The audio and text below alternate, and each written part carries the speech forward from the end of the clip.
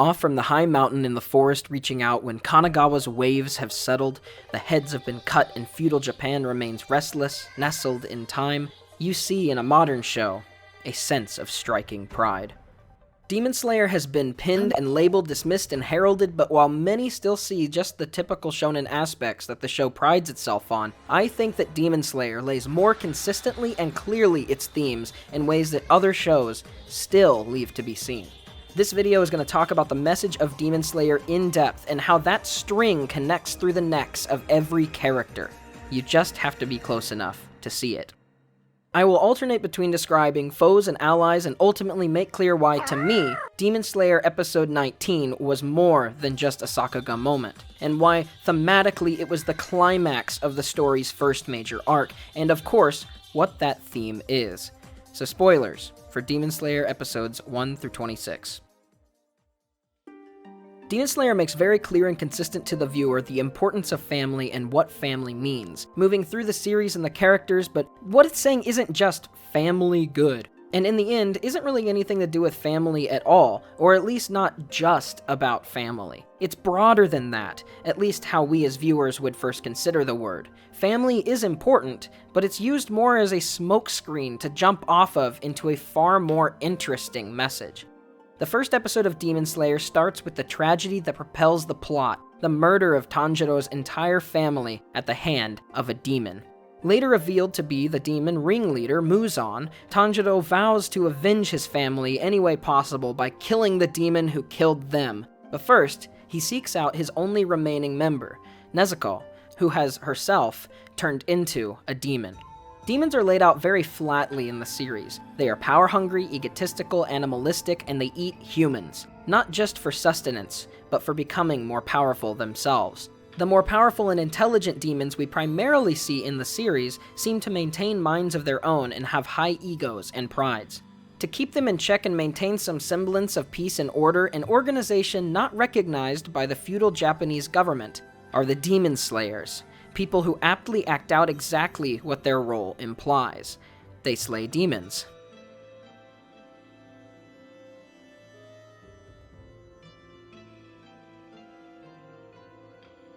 Something the series makes clear early on about demons is the fact they don't cohabitate together. They get into fights and can't get along, so they go their own separate ways, but the plot itself shows a defiance of this, showing every exception to this rule play out. The first we're made aware of, Muzan manages to create a semblance of organization through his overwhelming strength and the ability to share it with others at will. Being stronger than all of the demons combined and being able to increase the power of demons by his own will, demons benefit from serving Muzan, and he can't be surpassed. This creates the first exception to the demons go alone rule. But it makes sense because at its core, it is a mutually beneficial relationship based on still the idea of demons hoarding more power. The second exception we see is a longtime demon, who heals others in many ways while still taking in human blood. She has maintained a will and strives to still do good even as a demon, with an apprentice that idolizes her for giving him another shot at life. Third, we run into a house of demons who cohabitate assumably to better lure in and increase the number of humans they can eat. They are never seen to be getting along, and in fact have very vocal and physical fighting, which leaves Tanjiro an opening to save some of the people at that point in the story. Fourth and last is the lower five, Rui, who is created, as the title of episode 20 plainly states, a pretend family. The relationship Rui has is similar to Muzan and the Kibitsuki, and it's based on power. Everyone fears Rui and therefore obeys him out of that sense of protection and power. Meanwhile, unlike Muzan, Rui is grappling with a heavily distorted view of what a family, or more so what a true bond, true compassion, or true love even looks like. But we'll get back to all these demon groups in detail later. Putting off the obvious Tanjiro and Nezuko until later, the first notable character to meet Tanjiro is Tanjiro's trainer, Okazaki, a previous Hashira, an extremely skilled demon slayer who tragically has had all fresh trainees and successors murdered by the same demon, as a grudge from that demon being put away by him.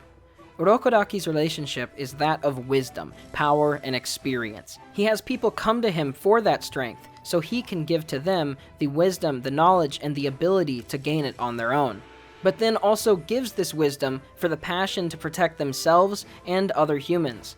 But where Muzan controls his trainees strongly and enforces them with fear and punishment, Urokodaki guides. If someone gives up, can't improve or move farther, Urokodaki sees that that is their own decision. There is a sense of reverence for Urokodaki that's different than Muzan, out of his patience and wisdom, and out of no fear from him physically controlling or punishing them. The respect and love the students have for Urokodaki is strong enough that they feel a sense of duty, even from beyond the grave, to come back and help him find new recruits and train them better as they prepare for that looming threat of the same old demon. Another piece to note is Urokodaki's motives. With Muzan, his interactions are somewhat mutually beneficial, but in the end, his underlings are merely pawns for Muzan's greater goals. Muzan is the center of the world at the cost of almost anything that anyone else would hold dear. One might be tempted to paint Muzan as selfish and Urokodaki as selfless, but that's not accurate at all. Instead, it's a bit more nuanced than that. Urokodaki isn't the sole benefactor of his actions, but he is one of them. The goal of training, guiding these people into becoming demon slayers, is to lend them their own individual strength, individual power as humans to better defend themselves, and in turn, to defend the defenseless greater humanity who deny demons even exist. Save the common person from a threat that they are unaware that they should fear.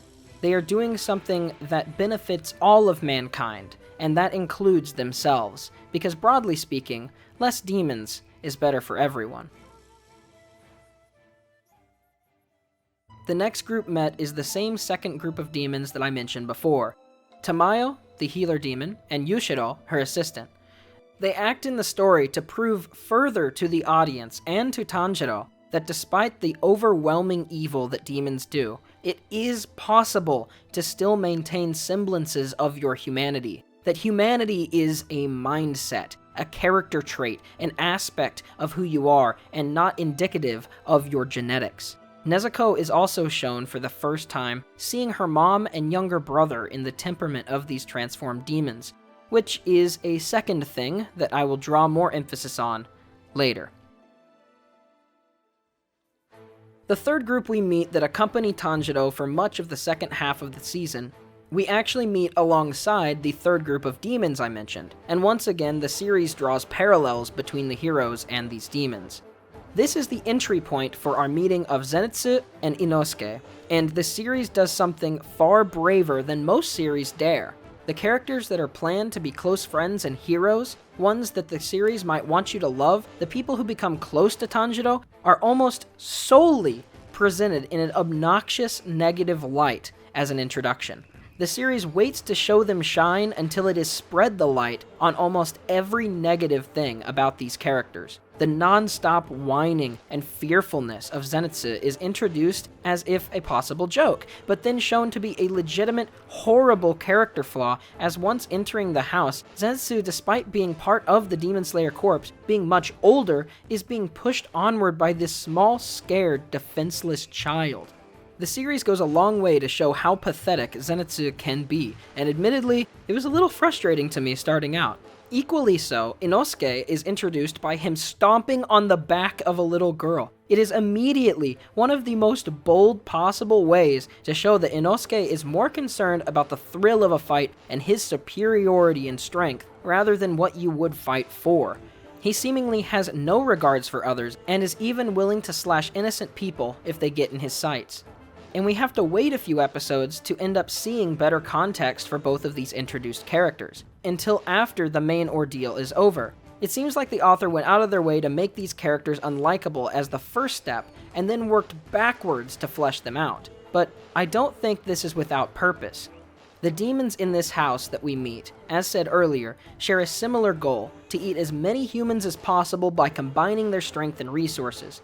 One seems to be a ringleader, since he is a bit stronger, but unlike Muzan, and then later seen Rui, he's not so much stronger that the other two fear to challenge him. They outright attack one another at all times, and seem to barely operate in allegiance.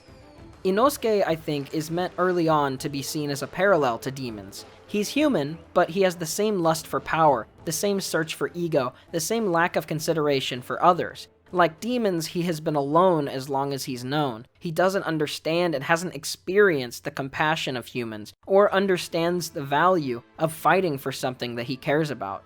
Something substantive, something to protect. The thing is, as a human, Inosuke doesn't gain power by being cruel. He can't just eat demons to get more powerful, or take special magic blood to become stronger. Only more difficult fights and training will increase his abilities. For humans, iron sharpens iron. And so the absolute refusal to be engaged with, to be fought, for Zenitsu to draw his sword, leaves Inosuke confused and spinning, frustrated and angry. For Tanjiro's first real encounter with him, he actually does need to be shown by Tanjiro that there is some sense of strength in him, that he may in fact be stronger than Inosuke. This gives Inosuke a reason, with his warped mindset, to listen to Tanjiro, consider his words, his fighting style, and it opens up the door to Inosuke's closed-off heart, so that Tanjiro and the others can eventually give him and show him what can become a true connection. At this time, we're already starting to see glimmers of Zenitsu's good side coming through. Despite barely knowing Tanjiro, he is patient and he sees in him a kindness, and at least respects him enough to take an extreme beating for him. You might call it loyalty, and I wouldn't say that it isn't, but I think that the decision to take the beating, or to ask Tanjiro for his reasoning before taking action, is a principled one made out of respect. A trait most demons only seem to manage if it's the root of power and fear. They all three, as demon slayers, have separate motives, but are able to come together on that human element. There is a sense of connectedness which shows the contrast to the demons who have the same motives, but are unable to come together and agree upon how to split resources at all. You see, as the series then moves on, the small acts of kindness towards Inosuke start to affect how he runs into situations. He's more considerate for his own safety, out of care and respect for the goodwill and companionship he's been showed by others. He starts to experience this love, this bond, what is the human compassion that he's lacked his entire life, and it softens his heart and warms his head. With Zenitsu, despite being insufferably terrified and prone to whining, after he is left, he goes into the forest he fears on his own, and faces death squarely in the eyes.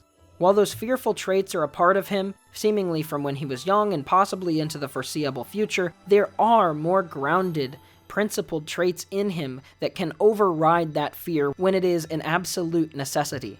The fight with the spider shows his backstory, the fear of disappointment, of failure, the origin of his lack of confidence, but also shows what matters, and what drives him even deeper than that. That yearning not only for him to save others to make the world better, but to save others to prove to himself that he has value. That the time that he and others dumped into his training was worth it. Despite immediately having a distaste for Zenitsu, he became a character that I relate to more than I would like to admit. In that sense, in his underpinning guilt and driving motivation to prove his value to himself. So it shows, these three characters with different motives, goals, and wants all unite quickly under the shared bond to take out the threat of the forest.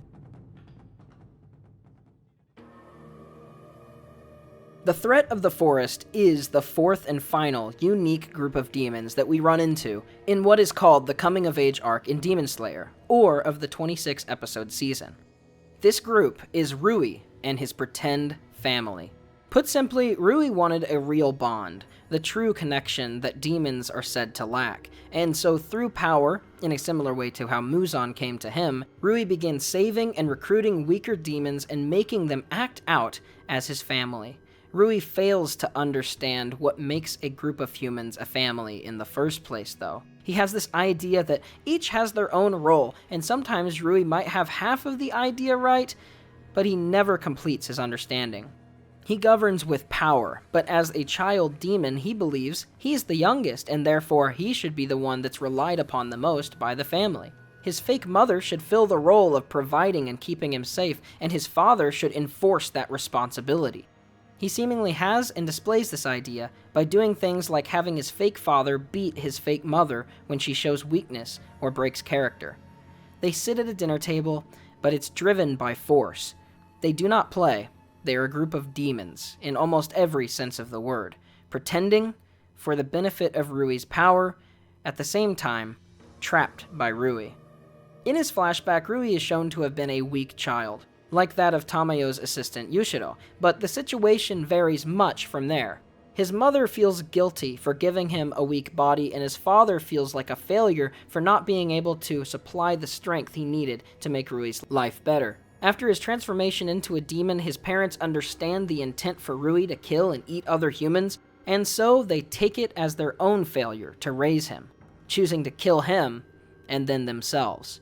Unfortunately for them, Rui is much stronger than they are, and Rui kills them, at first thinking they were failures of parents, only coming to let himself realize that they in fact were a true bond. Something fueled by compassion, a connection, a sense of grief, driven from passion and love, not just for ego or power.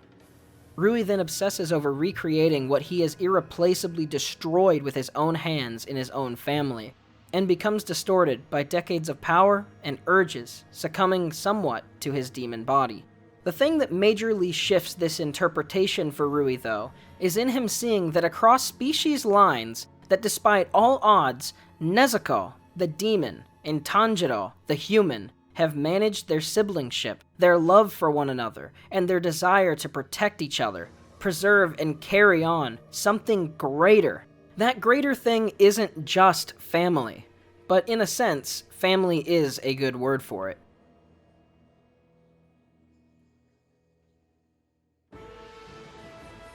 Tanjiro as a character is more subdued and calm next to the typical shonen protagonist. He always thinks with his head, considers himself and others. One of his only consistent flaws, it seems, is his tendency to not be able to read the room. Sometimes it seems like he doesn't connect with characters' rationale or intentions, or doesn't understand the danger he's in. But all in all, Tanjiro has a very zen aura about him, a calm wisdom that other characters and the viewer easily pick up on in his actions. Nezuko, though having few speaking roles through the series, is also determined to keep Tanjiro safe as her only living relative, and still values the connection that they had in life before the attack. The next step, though, is how she views the other humans.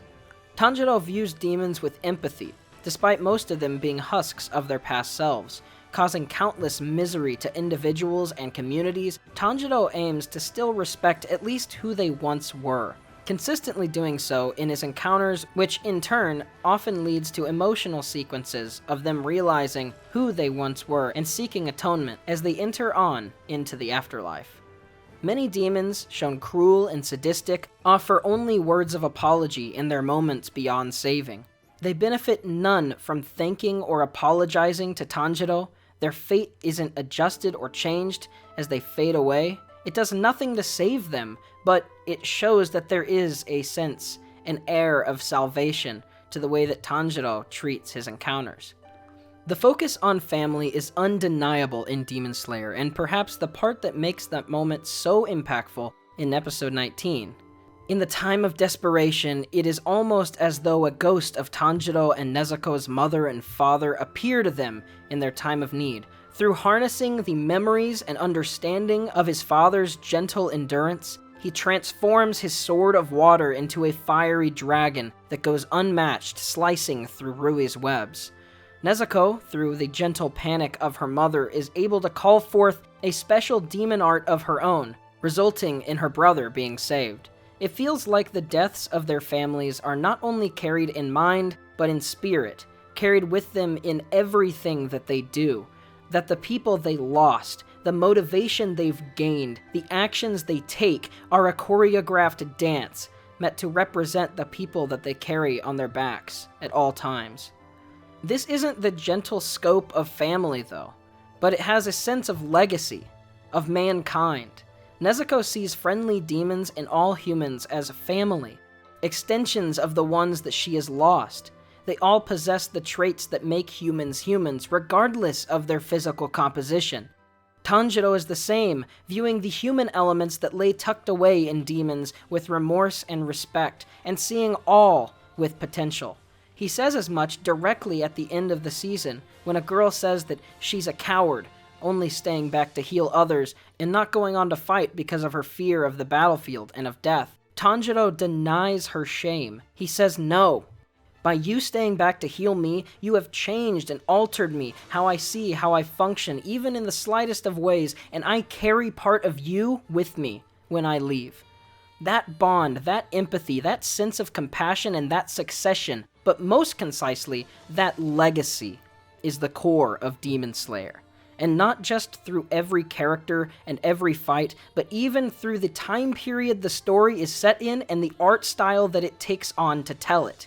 Being set in feudal Japan and by borrowing old Japanese art styles for the aesthetics of the story, makes it even feel as though the story carries a sense of pride and respect for the legacy that came before it, calling back to the ancient times of feudal Japan, the art of the influential like Hokusai, and maybe even some of the shonen story archetypes that preceded this one.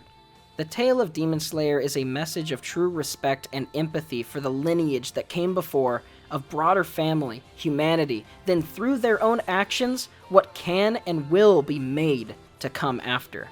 When Tanjiro draws his blade, it's for himself, and for everything he cares about. The people he knew who were kind, who lent a hand, who healed, who encouraged, it's for his family, for those he loves, those he's lost. When Tanjiro draws his blade, it's to maintain and continue sustaining a legacy with respect and clarity. For me, that's the core of Demon Slayer. This video was an absolute beast for me to make. I appreciate if you made it to the end. Please follow me on Twitter, support my Patreon, or stop by my live streams on Twitch for a little bit more fun. Thanks so much for my great supporters, The Single Way Out, Whizbang2093, Frillneck Lizard, CJ, Sam Lloyd, and all of my other patrons. Finally, I hope to see you all soon.